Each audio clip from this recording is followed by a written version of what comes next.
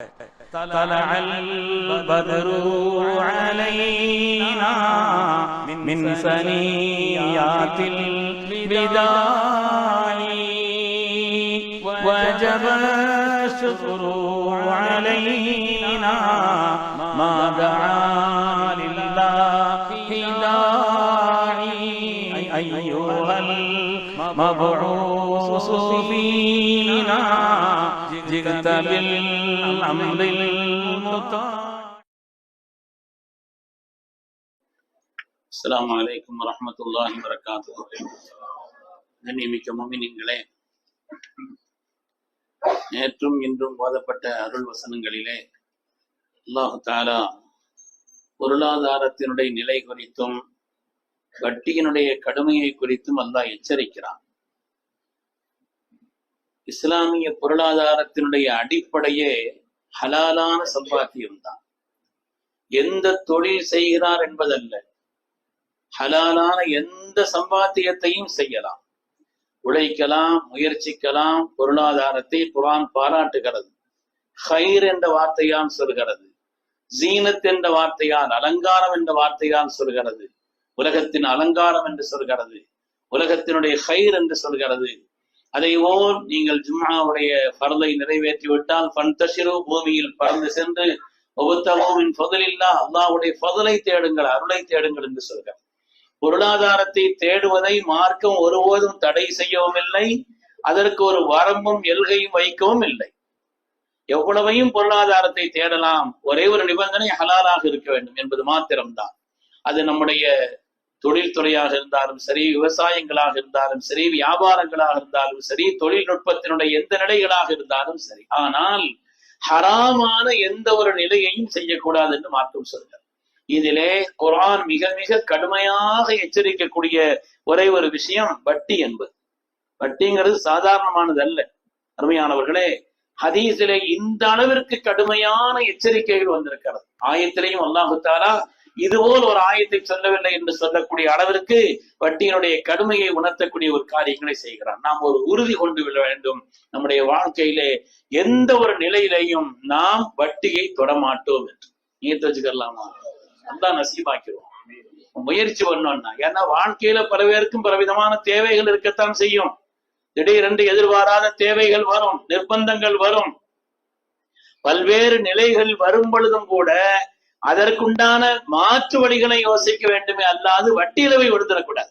அதுக்காண்டி அந்த பொருளை அடமானம் வைக்கிறது, இந்த பொருளை இப்படி செய்யறது, இதுல இப்படி போடுறது, சீட்டை போடுறது, இந்த ஒரு நிலையில வர ஆரம்பிச்சோம்னு சொன்னா அதுக்கு பிறகு போற வழியில் அல்லாஹ் விட்டுருவோம். நம்ம அல்லாஹ்ட்ட மன்னிப்பு கேட்டுக்கொண்டே இருக்க வேண்டும், ரப்பிடத்தில் கேட்க வேண்டும், ரப்பே எந்த ஒரு நிலையிலேயும் என்னை வட்டியின் பக்கம் ஆக்கி விடாதே, நியத்து வைக்க ஆக்கி அதற்கான அந்த நியத்து செய்து அதற்கான முயற்சியை செய்தோம் என்று சொன்னால் அல்லாஹ் அந்த காரியத்தை லேசாக்கி விடுவான் என்பதிலே எந்த விதமான சந்தேகம் இல்லை. வட்டியினுடைய கடமைகள் குறித்து நிறைய விஷயங்களை சொல்லலாம்னாலும் ஒரு 3 ஹதீஸ மாத்திரம் நம்முடைய கவனத்தில் வைத்துக் கொள்வோம். 3 ஹதீஸை மாத்திரம் இமாம் முஸ்னத் அஹ்மது ரஹ்மத்துல்லாஹி அவர்கள் தங்களுடைய கிதாபிலே கண்மணி முஹம்மது ரசூலுல்லாஹி ஸல்லல்லாஹு அலைஹி வஸல்லம் ஹதீஸை சொல்கிறார்கள். திர்ஹம் ரிபா, ஒரு வட்டியினுடைய ஒரு திர்ஹம், ஒரு மனிதன் அது வட்டியும் தெரிந்து சாப்பிடுகிறார் என்று சொன்னால் கிட்டத்தட்ட 36 தடவை ஜினா செய்த குற்றம் அவனுக்கு இருக்குதுன்னு சொன்னார். வட்டிங்கிறது சின்ன பாவம்னா இல்ல, பெரிய பாவம். இது அளவு கம்மியா இருந்தாலும் சரி, கூட இருந்தாலும் சரி. அளவு கூடுதல் குறைவு என்பது அல்ல, ரொம்ப கவனமாக நாம் இருக்க வேண்டிய ஒரு விஷயம்ங்கிறது வட்டி. அருமையானவர்களே, பேங்க் சம்பந்தமா கடைசி சொல்றேன். அதனால வட்டிங்கிற விஷயத்துல நம்ம ரொம்ப கடுமையாக இருக்க வேண்டும். மிக மிக எளிவானது வட்டியினுடைய அந்த சம்பாத்தியத்தின் வழியாக வரக்கூடியதுங்கிறது மிக மிக எளிவானது. அது மாதிரி 2வது ஒரு ஹதீஸிலே வருகிறது, தொடர்புள்ள எல்லோருக்கும் சாபம். ஸல்லல்லாஹு அலைஹி எச்சரிச்சாங்கிறது மட்டுமில்ல, லஅன ரசூலுல்லாஹி ஸல்லல்லாஹு அலைஹி வஸல்லம் சபித்திருக்கிறார்கள். வட்டியை சாப்பிடுவோனை, வட்டிக்கு கொடுப்பவனை, வட்டியை எழுதுபவனை, அதற்கு சாட்சி சொல்பவர்களை, ஒகாலஹும் சவா, பாவத்தில் எல்லோரும் சமந்தான் சொன்னார். அதனால மிக மிக இழிவான ஒரு சம்பாத்தியம் என்பதோடு தொடர்புள்ள எல்லோருக்கும் அல்லாஹ்வுடைய ரசூல் சாபம் பெற்றிருக்கிறார் என்று சொன்னால் அது எவ்வளவு கடுமையானதுங்கிறது யோசிக்கணும். 3வது, வஹ்யினுடைய அந்த வார்த்தையின்படி ஒரு மனிதனுடைய முடிவு கெட்டு போய்விடும். வட்டியில் இருக்கிறான்னு சொன்னா அவனுடைய முடிவு கெட்டு போயிடுமா. ஆஹதன் அக்ஸரமினர் ரிபா இல்லாக்கான் ஆக்குவத் அம்ரிஹிலா தில்லத்தின். ஒரு மனிதன் வட்டியில் இருக்கிறான் என்று சொன்னால் அது அதிகம் என்று நினைக்கிறான், அது குறைவாகி அவனுடைய முடிவு கெட்டு போகும் என்று சொன்னார். அல்லாஹ் பாதுகாக்க வேண்டும். இப்னு மாஜாவுல ஹதீஸ் வருது. அருமையானவர்களே, அதனாலே நம்ம ஒரு சாதாரணமா இன்னைக்குள்ள உலகத்துல பிற சமூகத்தோடு நாம இணைந்து பழகிற காரணத்தினாலே அவங்க எல்லாம் ஒரு சாதாரணமாக நினைக்கிற காரணத்தினால் வட்டிங்கிறது ஹலால் ஆகிறதுக்கு நிறைய கேள்வி எல்லாம் கேட்கிறான். இப்படிதானா சத்தி, இப்படிதான், கண்டிப்பா அப்படித்தானா, இப்படித்தானா, எப்படியாவது ஹலால் ஆக்கலாமான்னு சொல்லிட்டு ஒரு ரூட் போட்டு கேள்வி எல்லாம் வித்தியாசமா கேட்கக்கூடிய ஒரு நிலையும் இன்று பார்க்கிறோம். ஏனென்று சொன்னால் நம்மை சுற்றி பழகக்கூடியவர்கள் பல பேர் அவங்களுக்கு ஒரு பிரச்சனை இல்லை. அது மாதிரி ஒரு சமூகத்தில் நாம் வாழ்கிறோம், இணைந்து வாழ்கிறோம் என்ற காரணத்தினாலே அருமையானவர்களே கடுமையாக எச்சரிக்கை செய்யப்பட்டிருக்கிறது. குர்ஆன் ஷரீஃபிலேயும் ஹதீஸிலேயும் கடும் எச்சரிக்கை. அல்லாஹு தஆலா தனக்குத்தானே சத்தியம் செய்து கொண்டான், சட்டம் போட்டுக் கொண்டான். அல்லாஹ்வுக்கு யாரும் சட்டம் போட முடியாது. தனக்குத்தானே அல்லாஹ் சட்டம் இட்டு கொண்டான். என்ன சட்டம்? அல்லாஹ் யுத்ஹிலுஹும், 3 கூட்டத்தாரை அல்லாஹு தஆலா சொர்க்கத்தில் நுழைவிக்க மாட்டேன் என்று அல்லாஹ் தனக்குத்தானே விதியை வகுத்துக் கொண்டான். ஒன்று, சாராயத்தில் புரள்பவன். 4 பேரை அல்லாஹ் சொர்க்கத்தில் நுழைவிக்க மாட்டேன் என்று அல்லாஹு தஆலா அர்பான் ஹக்குன் அலல்லாஹ், தன்னின் மீது அல்லாஹு தஆலா கடமையாக்கி கொண்டான் 4 பேரை. ஒன்று, சாராயத்தில் உழல்பவன். 2வது, ஆக்குல் ரிபா, வட்டியை சாப்பிடுபவன். 3வது, ஒரு யத்தீமினுடைய பொருளாதாரத்தை முறையில்லாமல் உண்பவன். 4வது, பெற்றோர்களை நோவிக்கக்கூடியவன், பெற்றோர்களுக்கு துன்புறுத்தத்தை தரக்கூடியவன் என்று ஹதரத் சய்யிதுனா முஹம்மது ரசூலுல்லாஹி ஸல்லல்லாஹு அலைஹி வஸல்லம் அல்லாஹ் சொன்னதாக சொல்கிறார். திருமக்களே, குர்ஆன் ஷரீஃபிலே அல்லாஹு தஆலா இப்படி ஒரு ஆயத்தை குர்ஆன்ல எங்கேயாவது நீங்க கேள்விப்பட்டிருக்கிறீங்களா? நேற்று இன்று ஓதப்பட்ட ஆயத்துகள் வருகிறது. அல்லாஹ் சொன்னான், வட்டியை விட்டு விடுங்கள்.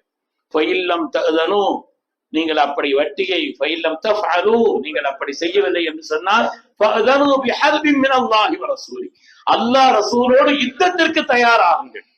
சுப்ஹானல்லாஹ், எவ்வளவு கடுமையானவர். அல்லாஹ் ரசூலோட யுத்தத்திற்கு தயாராகுங்கள். இமாம் மாலிக் ரஹ்மத்துல்லாஹி காலம், ஒரு ஆள் ரோட்ல நடந்து போயிட்டு இருக்கிறாரு. ஒரு ஆள் மது குடிச்சுக்கிட்டு கிடந்து உடறிட்டு கிடக்கிறான். மேல இருந்து கீழே, கீழே இருந்து மேல.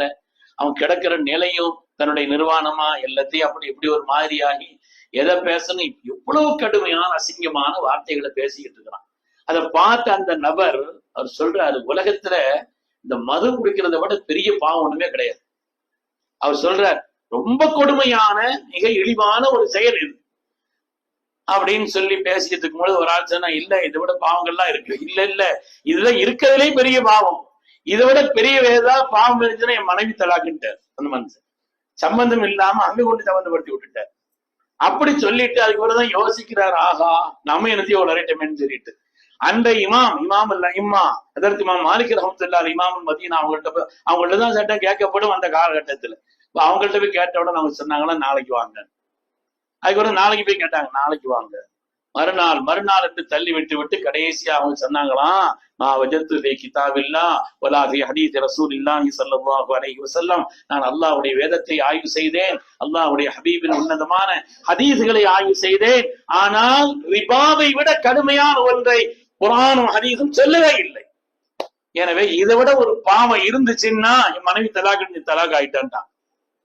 அதனால எவ்வளவு கடுமையான ஒரு பாவமா இது இருக்குமானால் நாம அது விஷயத்துல லேசா நினைக்க கூடாதுங்கிறதுல சின்ன பிள்ளைகள் இருந்தே நம்ம என்ன செய்யணும், அதுல கவனம் செலுத்த வேண்டும்.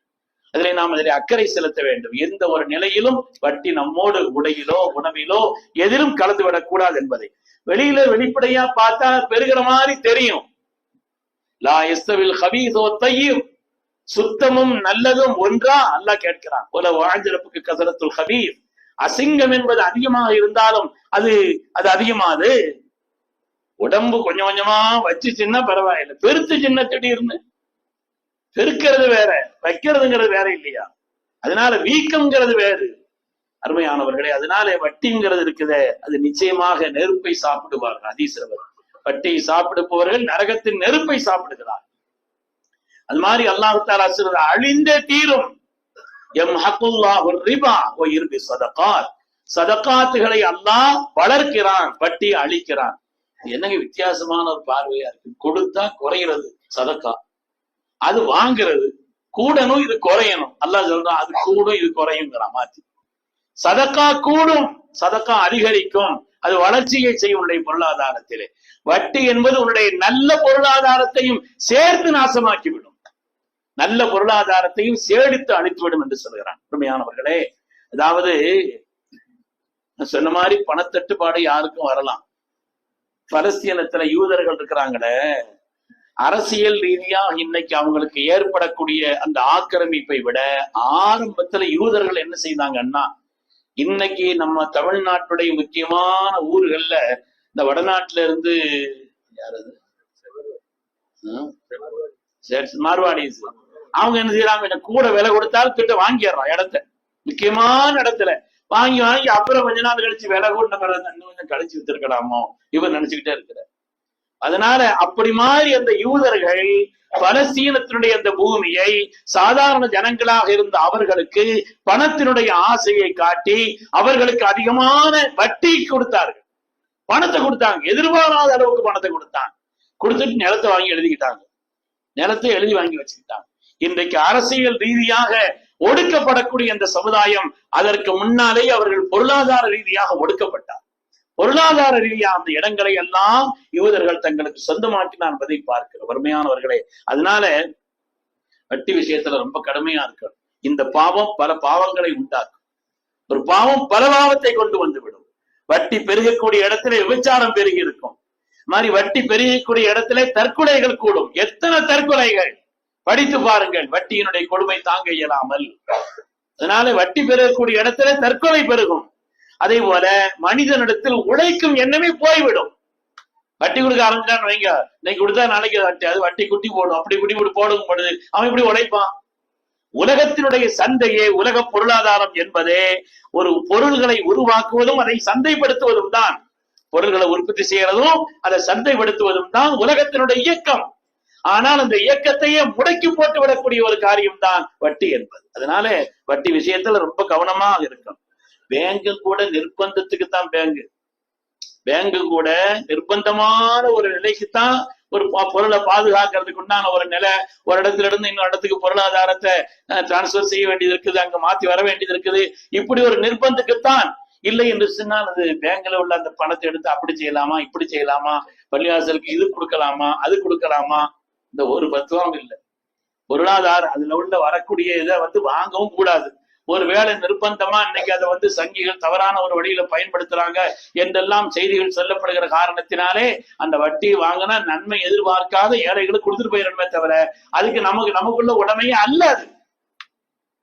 அல்லது வரம்பு மீறிய அநியாயமான வரிகள் நாட்டுல போடுறாங்கன்னு வைங்க, அப்படிப்பட்ட வரிகளுக்காக கொடுக்கலாமே தவிர வேற ஒன்று சதக்கா செய்ததனுடைய நன்மையை அடைகிறதுங்கிறது சாத்தியம் இல்லாது. அருமையானவர்களே, ஒரு காலம் வரும், அல்லாஹ்வுடைய ரசூல் சொன்னார்கள், சயத்தி அலன்னாசி ஸமானுன் லா யுபாலில் மர்உ மின் ஐன இக்தஸபா.